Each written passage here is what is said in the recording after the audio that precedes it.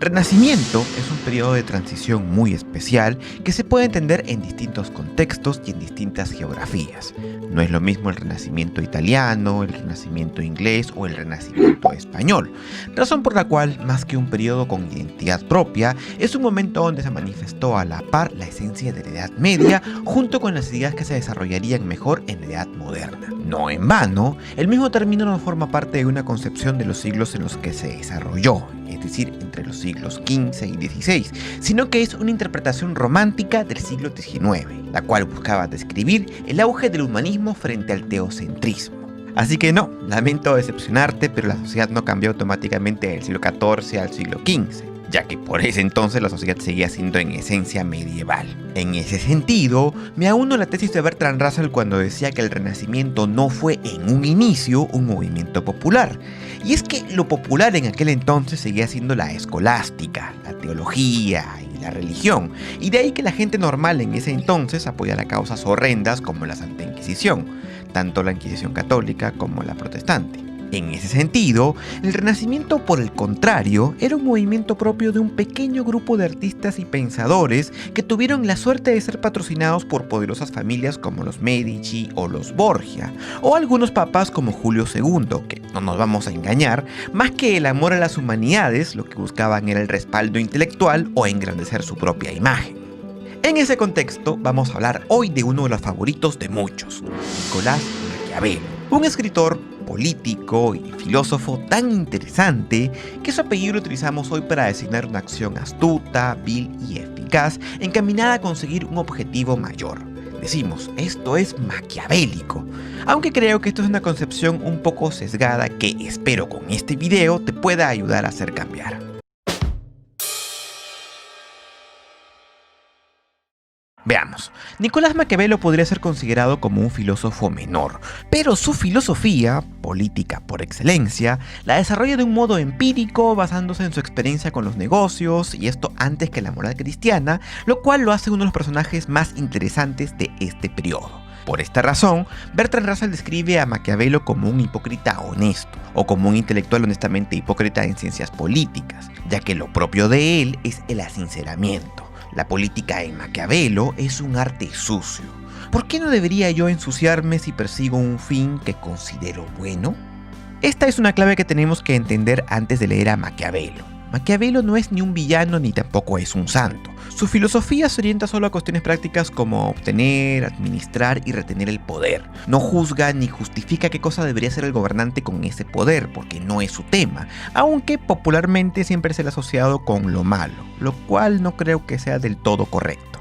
Maquiavelo dedicó su vida al servicio del gobierno de Florencia hasta que cayó en desgracia cuando los Medici retomaron al poder en 1512. Maquiavelo, que había sido opositor a los Medici, fue entonces exiliado y se dedicó a escribir tratados políticos intentando ganarse el favor de Lorenzo el Magnífico, lo cual no ocurrió. Pero esto no impidió que, a falta de otra ocupación, nuestro filósofo no lo siguiera intentando hasta la edad de su muerte a los 58 años. Maquiavelo, en líneas generales, no era un tipo cruel ni despiadado. Era apenas un lacayo, un sujeto servil que intentaba ofrecer una solución al contexto que le tocó vivir, una época convulsionada de reinos que se creaban y caían constantemente, donde la mayoría de los gobernantes, incluidos los papas, a menudo habían asumido el mando de forma ilegítima. Es en ese sentido que tenemos que entender la obra más famosa de Maquiavelo, llamada El Príncipe. El Príncipe es un tratado de instrucción para futuros gobernantes, que originalmente llevaba como título el liderazgo, pero que después de la muerte del autor pasó a ser conocido como El Príncipe. El método filosófico de Maquiavelo era el análisis de casos históricos, de entre los cuales el autor dedujo una idea que resultaba innovadora para la época. Y esta era, básicamente, que los gobernantes no debían ser buenos, sino parecer buenos. Maquiavelo con esto no daba crédito a la teoría política medieval que enlazaba el poder en la tierra con la voluntad divina, sino que para él el poder estaba ahí para el que pueda poseerlo, para el más capaz, para el más fuerte. No es por tanto para el príncipe una cualidad esencial el ser bondadoso, sino el ser estratégico. y en ese sentido, las apariencias son más importantes que la esencia. De hecho, Maquiavelo advierte que un gobernante perecerá si es que siempre es bueno, por lo cual más que buena gente, tiene que ser astuto como un zorro y tan fiero como un león. Como ves, el pragmatismo del príncipe desliga a la persona de sus actos, lo cual no era compatible con la moral tradicional, la cual profesaba una integridad entre ser una buena persona y ser un buen gobernante. Y es que para Maquiavelo, no importa si no hay concordancia, uno puede ser una mala persona y un buen gobernante, o viceversa, una buena persona y un pésimo gobernante. Ahora, ¿es esto una puerta abierta para ser un bellaco? Pues no, y es que a mi modo de ver, y a pesar de que Maquiavelo explica las bondades de ser temido antes que ser amado, deja en claro lo siguiente, y cito de su libro. El príncipe también se mostrará amante de la virtud y honrará a los que se distingan en las artes. Asimismo, dará seguridades a los ciudadanos para que puedan dedicarse tranquilamente a sus profesiones, al comercio, a la agricultura y a cualquier otra actividad. De modo que el poder para Maquiavelo debe entenderse desde una perspectiva voluntarista.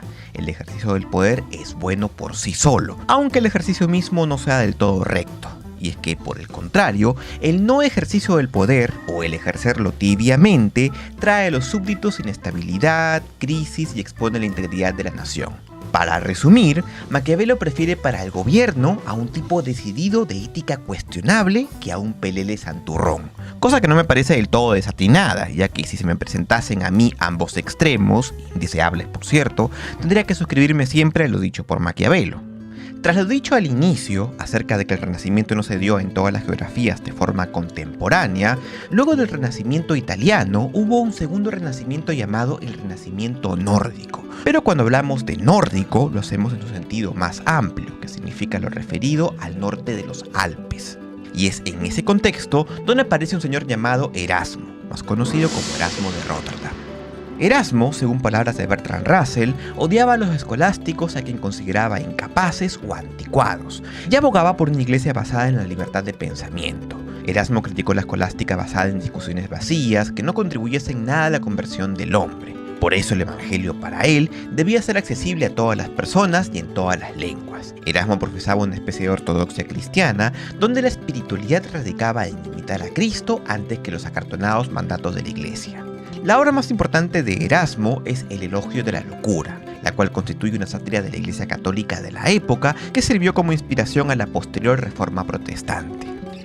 Erasmo fue muy amigo de otro gran intelectual inglés llamado Tomás Moro. Tomás Moro es conocido más por su caída en desgracia que por su obra, ya que pasó de ser uno de los favoritos del rey Enrique VIII de Inglaterra a ser acusado de alta traición por oponerse al divorcio y segundo matrimonio del rey, hecho que llevó al monarca a hacer y deshacer un montón de cosas, incluida la ruptura con la Iglesia Católica y autonombrarse jefe supremo de la Iglesia de Inglaterra.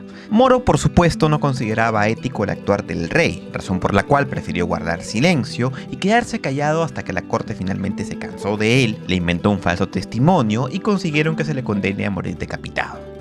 La obra más conocida de Tomás Moro es Utopía, publicada en 1518, la cual desde el título hasta el punto final tiene muchas referencias platónicas, o socialistas como señala Julián Marías en su Historia de la Filosofía. En Utopía todas las casas son iguales, todas las calles son iguales, todos visten del mismo modo y solamente hay una distinción para hombres y mujeres. Las modas no cambian nunca y cada familia hace sus propios vestidos. Todos trabajan 6 horas al día, todos se acuestan a las 8 y duermen 8 horas. Asimismo, se elige a ciertos hombres por sus capacidades para que se dediquen a la ciencia. Las familias funcionan en una especie de patriarcado donde se designa a un hombre como jefe de familia. Ahora, ¿cuál es la novedad en esta descripción de una utopía? Pues bueno, que se planteaba que las autoridades tenían que ser elegidas mediante el voto popular. Y esto al contrario de la utopía de Platón, que más bien planteaba una aristocracia o una raza de elegidos para gobernar.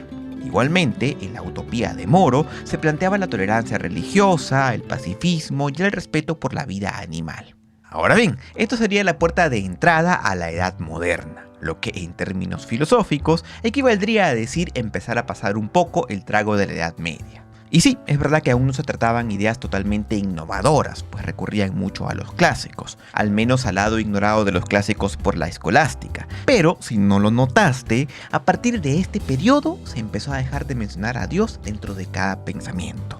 Entonces, la filosofía filosofía dejó de ser la sierva de la teología.